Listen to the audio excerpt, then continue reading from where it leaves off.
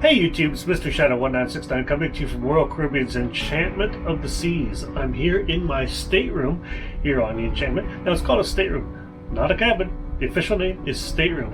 And I'm here to teach you all about some cruise lingo, some terms that you may not know or may not be familiar with. First thing you want to know about is the captain. The captain is the boss. The captain's word is law. On a ship, what the captain says goes. What he, or in some cases, she says is what you must follow. That includes crew and guests. And here's something you want to look for. Google Captain Kate boat. That's right. It's a cruise ship, not a cruise boat. And you want to check out some of her videos because she explains how it's a ship and not a boat. And that's very important to know because nobody says cruise boat, really. So look that up. The bridge, it's not like a span that goes over water. It's actually where the controls are, where the captain hangs out and controls the ship. It's called the bridge, or the navigational bridge. It's the nerve center, or the command center of the entire ship. That's where everything takes place. Another person you want to get familiar with is a cruise director. Do you remember The Love Boat, that TV show? There was a person called Julie. Her job is exactly what I'm talking about. Cruise director is responsible for like all the entertainment on board a ship. And let me tell you, there's a lot of entertainment. There's live bands, there's plays, musicals, there's like just everything that happens on the ship. The cruise director, that's the person who's in charge of all that. Another person who's very important is your stateroom attendant. Now this stateroom attendant is a person who comes into your room twice a day to make sure it's nice, tidy, and clean just for you. They make your bed, they make sure everything's clean, empty out your trash. I mean, really, they keep these rooms spotless. Take care of them, because they take care of you.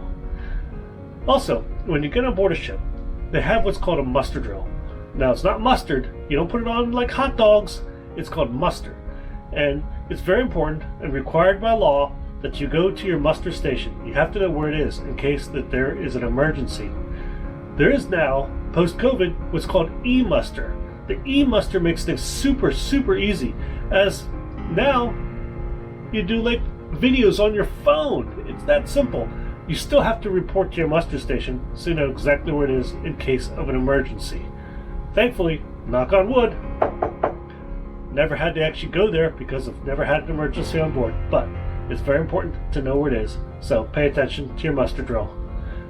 Alright, now on land, on buildings, they have floors. On a ship, they're decks. So you don't say, meet me on, the 5th floor. You say, meet me on deck 5. It's really just that simple. Just replace the term, and that way you know. One thing that confuses a lot of people, even today, is the difference between port and starboard. Well, here's a way to remember it. Port has 4 letters. And left, 4 letters. So if you're on the ship facing forward, your left side, that's the port side. It's not something as simple as saying, hey, the driver's side, because we're not sure what side of the ship the captain will be on. Because there's actually controls on both bridge wings, both port and starboard side. So that's why we have these terms.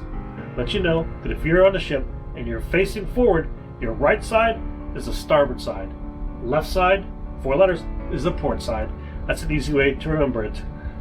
If you've ever flown on a plane before, you've gone onto a jetway. Well, on a ship, it's not a shipway, it's called a gangway. It's just a way to get from, ground level up to the embarkation deck, which is usually about deck 5. That's kind of quite a ways up, so we need a gangway to get to the ship. If you get off the ship, usually you go on a shore excursion.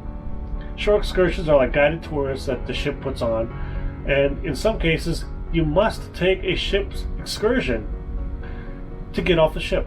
I mean, this is kind of the COVID thing. Before you could get off and do your own thing anytime, but now, with COVID going around, in some cases and in some countries, you must take a ship's excursion to get off the ship. Look into that. Check with the cruise line to make sure. When a ship stops somewhere, it's called a port of call. Why is that? Well, it's kind of like the port saying, come see what we have to offer. They're calling the ships. The port of call is just a stop. Think of it like a bus stop, a really fancy big bus stop. In some cases, with today's large, ginormous cruise ships, these new ships, some of them are so big that they can't get into port.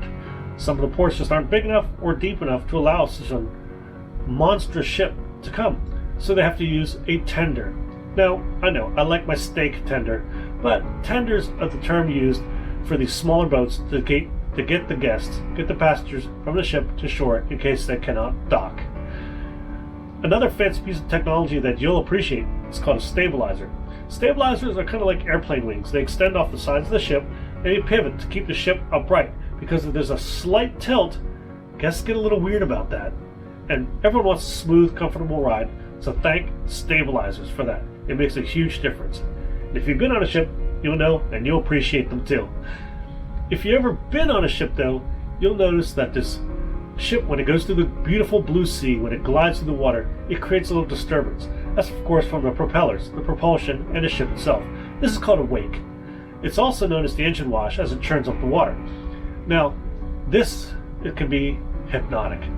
You'll find yourself looking at the back end of the ship and watching this wake, because it's just so calming, it's relaxing. It's really calming to see the beautiful blue sea go by, but to watch the wake really is something I appreciate, and probably you will too.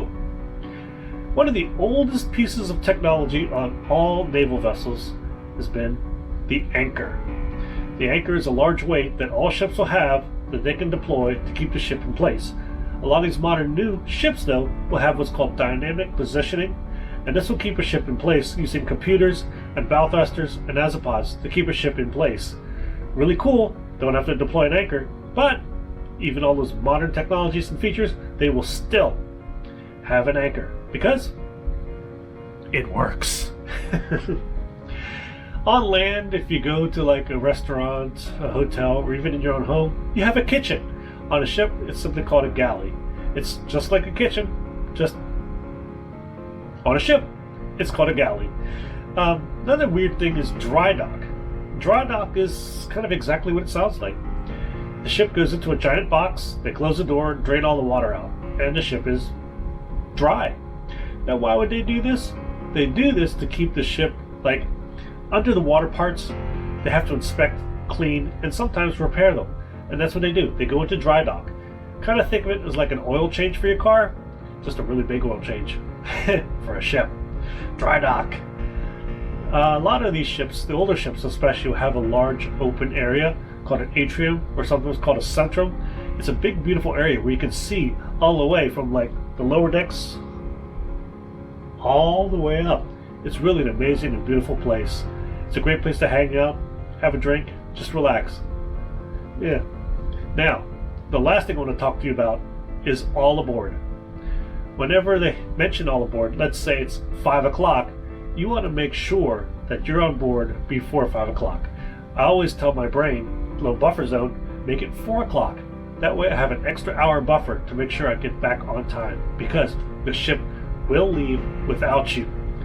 Also, if you have like a smartphone or one of the smartwatches, make sure you stay on ship's time, because a lot of times these smart devices will, on purposely, accidentally, I don't know how you want to say it, but they'll change to local time, and you want to make sure you stay on ship's time. So maybe want to get like a dumb watch, just a simple like watch that does not update itself, or turn it off on your smart device. But you want to make sure you're on ship's time and get back to ship at all aboard. If you're not, you'll be a pier runner. And what's a pier runner? It's exactly what it sounds like. People who are late. Maybe they accidentally came late, they lost track of time, or their smart device changed time, and they're running to catch the ship, hopefully that it's still there. And it is something a lot of other passengers, a lot of guests like to watch for. Cheer or jeer them as they run to the ship. Wait for me! Wait for me! Stop! Stop! Stop! You want to Google pier runners because it's quite entertaining. And hopefully you won't be one. But if you did appreciate this video, I would appreciate 2 clicks. One is the like button. And if you haven't already, subscribe. That's it. 2 clicks. Just give me 2 clicks. It won't cost you a thing, but it means the world to me. I appreciate it. Hopefully you appreciated this video. Give it a like, give it a subscribe. Hopefully I get to see you on board soon. Thanks for watching, and have a great day.